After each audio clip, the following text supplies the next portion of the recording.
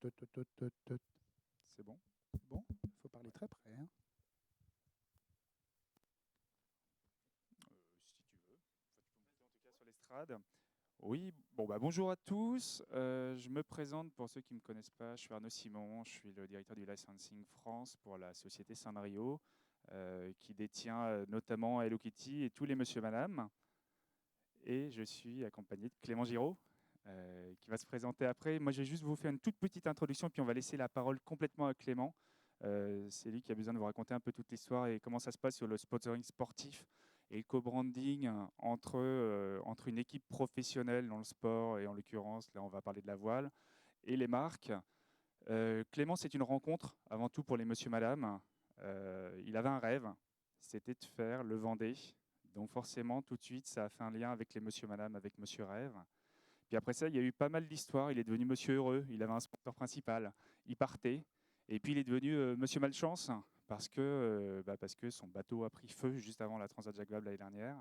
Et puis son sponsor l'a quitté. Et puis à force d'être Monsieur Résilience, Monsieur Courageux, hop, là ça y est, c'est bon, c'est reparti. Le Vendée en ligne de mire à la fin de l'année. Et je vais du coup lui laisser la parole. Merci Arnaud. Bon, bonjour à tous. Comme l'a dit Arnaud, je m'appelle Clément Giraud. Je vais avoir 40 ans dans quelques jours, dans 2 mois. Normalement, j'aurai 40 ans, si tout se passe bien, entre les 40e et les 50e rugissants. Donc sur la longitude du Cap, Bonne Espérance, si tout se passe bien. Donc je suis marié, 2 enfants, tout va bien. Tout va très bien même, heureusement. Je voudrais remercier Arnaud et les monsieur, madame. D'abord, et après, comme ça, moi, je le fais tout de suite. Parce que on est une petite équipe, on est en association. Moi, mon rêve, je suis skipper professionnel depuis 15 ans. Ça veut dire que je navigue pour les autres. J'avais déjà fait du large en solitaire. Et mon grand rêve, c'était de faire le tour du monde en solitaire. Je savais que j'en avais les compétences, mais j'étais pas Facebook, pas réseaux sociaux. C'est quelque chose qui ne m'intéressait pas du tout. Pas de temps à perdre avec ça, entre guillemets. Et quand on s'est réunis au tout début avec Julie qui est là présente, moi c'est mon projet parce que je navigue, je suis dans la lumière. Mais Julie, c'est son projet parce qu'elle organise tout ça. Et encore merci Julie aussi. Et quand il a fallu sortir du bois, donc il a fallu dire oh, j'existe, je suis marin, personne ne me connaît, mais moi je veux faire le tour du monde. On sait que c'est très médiatisé le Vendée Globe.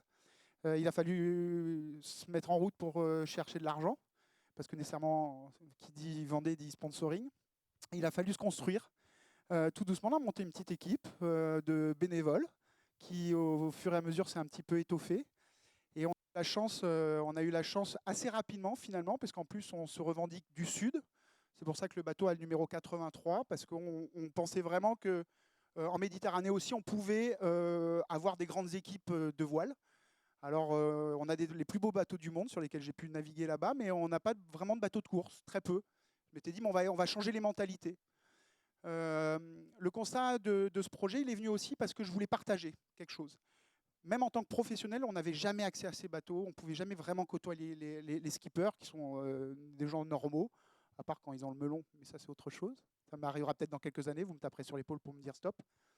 Mais on avait vraiment à cœur de vouloir partager une aventure. C'est pour ça qu'on est resté en association. Et on a eu la chance, sur ces valeurs-là, de rencontrer une entreprise dont je tairai le nom ou pas. Aujourd'hui, je vais taire son nom, mais qui nous a mis le pied à l'étrier. En fait, on a eu la chance et la possibilité d'accéder à un bateau. Donc, je suis sorti du bois. J'ai eu un bateau. J'ai été mis en lumière une belle fois. J'ai eu la chance de gagner une course en Méditerranée, d'être 7e sur une course en Atlantique. Personne ne me connaissait à part les pros que je côtoyais depuis quelques années. Et ça a très bien marché. On était sur un petit nuage, mais vraiment beau bateau qui va très vite, bonne équipe, sponsor, tout va bien. Et puis un jour, donc 5 jours avant la Transat Jacques Vabre l'année dernière, à cause d'une petite pile au lithium, d'une lampe torche qui était branchée, toute neuve, on quitte le bateau pour revenir un quart d'heure après. Et de là, par un feu, je perds mon bateau, je perds mon sponsor. Donc je me retrouve du haut de la montagne, en bas de la ravine, comme on dit aux Antilles. Et Force de cette... on n'était pas bien, on n'était vraiment pas bien. Je crois que toute l'équipe, donc plus d'argent, plus rien. Ils nous ont mis à sec tout de suite en plus. Et on avait déjà ouvert une petite histoire avec Arnaud. On avait ouvert un volet qu'on ne savait pas comment vraiment mettre en forme. On avait essayé un petit peu avec l'ancien sponsor, ça n'avait pas vraiment matché. Il ne comprenait pas bien le co-branding, pour lui, ça lui parlait pas. Et si tu n'as pas d'argent, on ne peut pas t'exposer, ça ne lui parlait pas. Et on a eu la chance de rencontrer un skipper qui s'appelle Eric Nigon, qui m'a dit, moi Clément, écoute, j'ai 60 ans ou un peu plus. Moi, le Vendée, ce n'est pas mon rêve, mais j'ai tout fait pour y aller. Je fais ça en amateur. Il faut que tu finisses de te qualifier, parce qu'il faut se qualifier pour faire le Vendée Globe, il faut faire des 1000, tout un règlement. Il m'a dit, prends mon bateau, va te qualifier, au moins tu pourras peut-être accéder à un autre bateau, relance-toi. Il faut que tu te remettes debout. J'avais bien force, c'est une proposition quand même qui est pas... qui ne s'est jamais vue, je crois même, de se faire prêter un bateau comme ça. C'est des bateaux de 20 mètres quand même. Hein. Savoir que quand on remonte le vent, on a 350 mètres carrés de toile. Et quand on redescend, on a des voiles, on a plus de 600 mètres carrés. C'est plus grand que chez moi, quoi. C'est plus grand que le petit terrain que j'ai de 400 mètres carrés à Toulon, quoi. Donc c'est des cathédrales. Donc se faire prêter un bateau comme ça, c'est juste énorme. Et donc, avec Arnaud, on a dit, moi je veux me relever. Il y avait une course, le Covid arrive. Je commence à travailler sur le bateau parce que le bateau était dans un état tout relativement propre. Enfin, il n'était pas propre. Il a fallu tout refaire. Mais avec Arnaud, on s'est dit, plutôt que d'avoir une coque blanche, vu que c'est nos frères, nos familles, nos potes qui mettent trois ronds dans notre histoire juste pour aller se qualifier, prolonger un peu le rêve, pour se redresser de cet incendie, on a dit, là, on fait un truc. Au lieu d'avoir une coque blanche, on met les monsieur, madame, et on va se reprendre des coups de projecteur, et on va pouvoir éventuellement rebondir. Si on y arrive, c'est top. Si on n'y arrive pas, au moins on aura fait les choses, mais super simplement, avec de la bienveillance, on aura fait les choses normalement, comme les valeurs qu'on mettait en avant depuis le début du projet. Je vais vous montrer une petite vidéo et voir ce que ça, c'est la course qu'on a fait. On est parti le 4 juillet, je crois.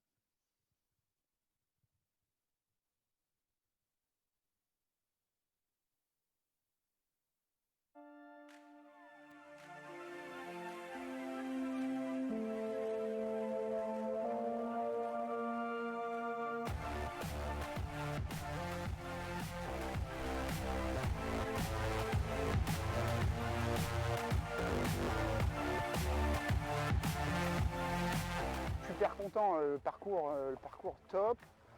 Je me suis battu comme un lion, voilà. Donc non, c'est vraiment, je me suis fait plaisir. Et les petits tracas, les petites galères n'ont pas pris de poids du tout dans ma navigation. Ça, c'était hyper important. Je suis parti déjà décontracté sans objectif, donc ça, c'est génial. Après, vite dans le bain, comme je disais tout à l'heure aussi, de voir la vitesse des autres, c'est dur, quoi, de voir que les autres s'échappent très très vite. Donc tu sens tout de suite autour de toi avec qui tu vas faire le match. Bon, on le savait, hein. Mais du coup, ça a vraiment matché parce qu'avec mine de rien, avec Manu et Miranda, on s'est vu là-haut, on s'est vu en bas. Voilà, on a été ensemble, ça a matché, on a pris des options différentes et qui est ramené à chaque fois. Donc finalement, les bateaux doivent avoir des vitesses assez similaires et c'est super sympa. Et du coup, qualifié pour le Vendée, je crois, ouais, c'est ce que m'a dit Jacques Carès ce matin en arrivant. Donc oui, ouais. Après la suite on verra, mais ouais, en tout cas c'est qualifié, je pourrais dire dans ma vie que j'ai au moins été qualifié pour le Vendée. C'est déjà pas mal.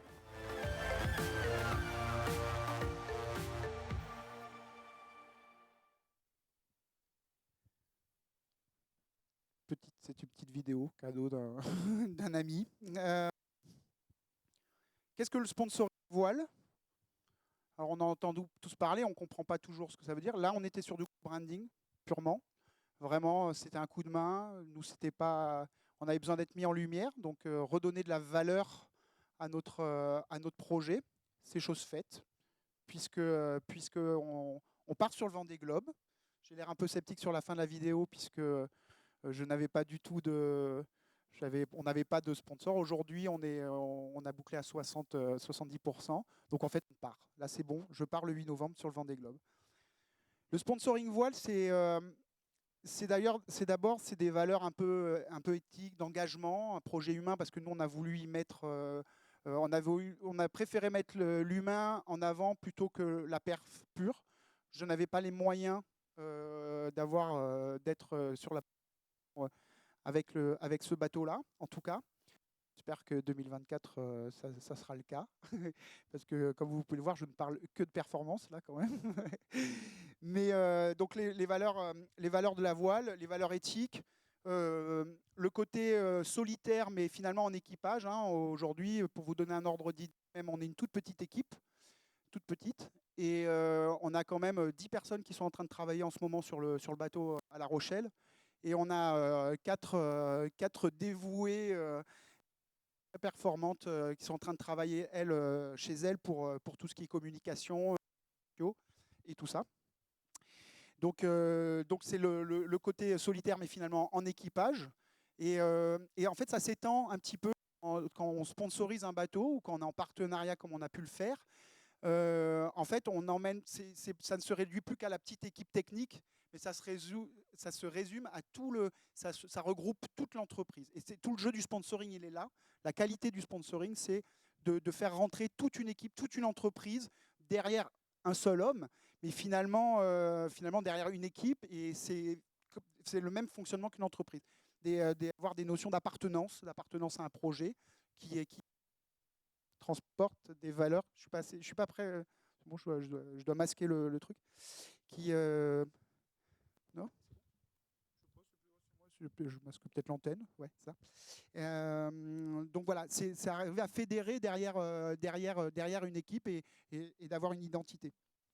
Savoir que la voile, avec le cyclisme, c'est le seul sport où le bateau et l'équipe portent le nom du sponsor. Donc il y a le naming qui va avec. Et c'est hyper important. Donc il y a encore une fois, dans toutes les communications, on essaie de le dire un maximum à chaque fois. Quand même nous on parle à bord, c'est toujours bienvenue à bord de. Et c'est un jeu qui pour nous est important parce que à chaque fois ça recible et puis c'est important. Savoir que sur le Vendée Globe, et sur les grandes courses type Route du Rhum, Transat Jacques Vabre, on parle de ROI qui est l'équivalent à x8, x10. Vous verrez tout à l'heure une petite vidéo de présentation du Vendée Globe qu'on a dans la poche depuis 2 ans, puisqu'on la montre assez souvent, qui fait prendre un petit peu conscience de l'ampleur de ce qu'est cet événement. C'est un énorme événement, en fait. C'est vraiment un énorme événement. C'est quand même 6 mois de course.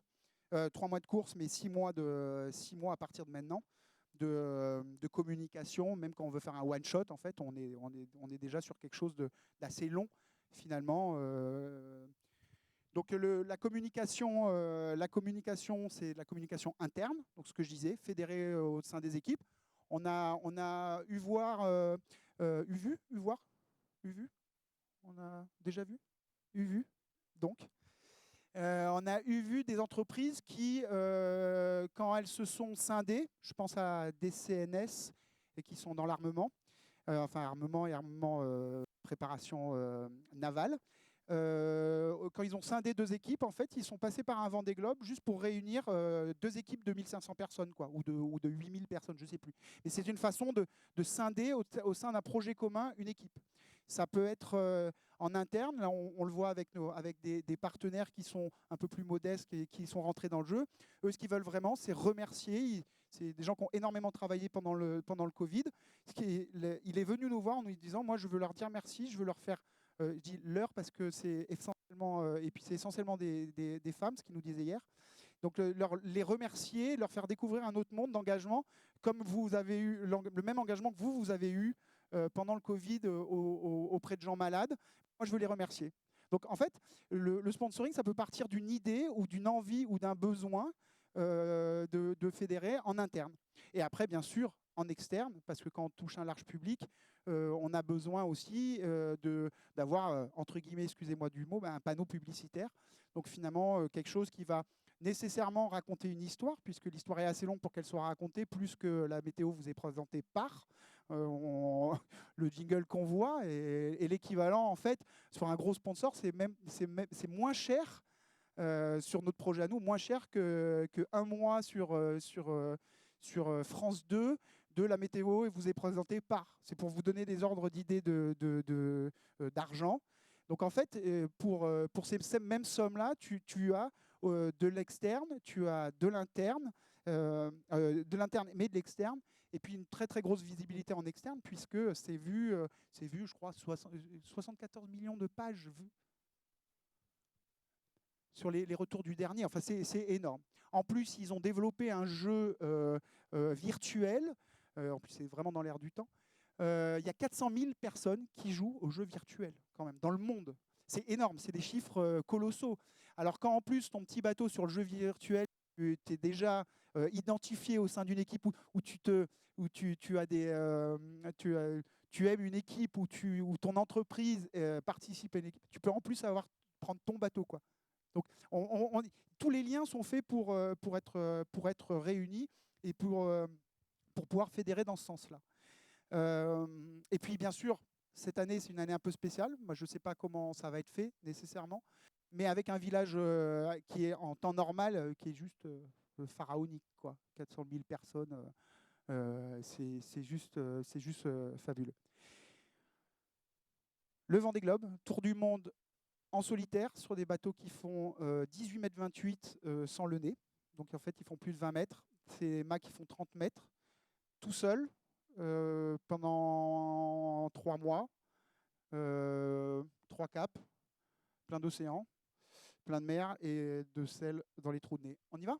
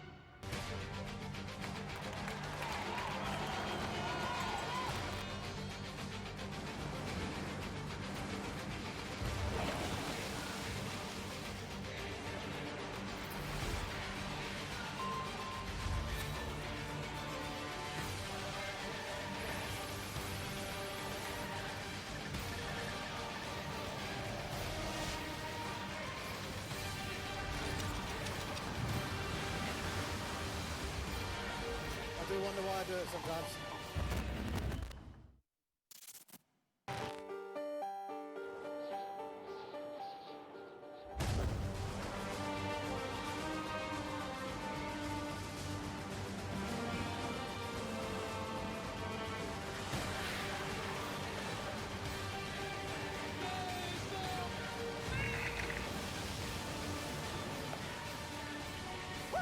Baleine! Bah j'arrive, attendez!